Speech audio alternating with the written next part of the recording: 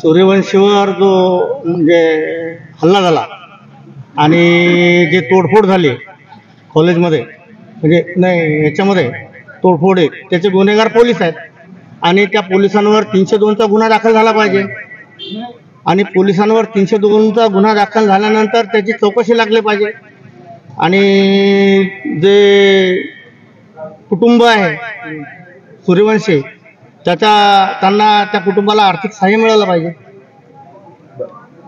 भाऊ आपण बोलणार परभणी येथील दलित बांधव सोमनाथ सूर्यवंशी यांचा हत्येचं कट कारस्थान उघड झालं पाहिजे. त्यांच्या परिवाराला सहानुभूतीपूर्वक शासकीय नोकरीत घेतलं गेलं पाहिजे आणि हे ईव्हीएम सरकारचा घोळ बाजूला सारण्यासाठी खऱ्या अर्थानं दलितांच्या मराठ्यांच्या हत्या होत आहे का?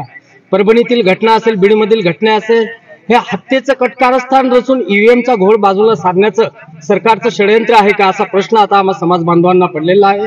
त्वरित हत्याकांड झालेल्या परभणीच्या सूर्यवंशी कुटुंबाला सरकारनं पोलीस संरक्षण दिलं पाहिजे. त्यांच्या हत्येची उच्चस्तरीय SIT चौकशी झाली पाहिजे. त्याच बाबतीत बीड येथील घटनेची सुद्धा SIT चौकशी झाली पाहिजे, त्या सरपंचाची. ही मागणी आम्ही समस्त समाज बांधवांच्या वतीने आज सामूहिकरित्या या ठिकाणी तहसीलदारामार्फत राष्ट्रपतीला, शासनाला, प्रशासनाला केलेली आहे. यावर 48 तासात शासन प्रशासनाने आदेशित करावे, निर्देशित करावे, तशा सूचना आम्हाला द्याव्या.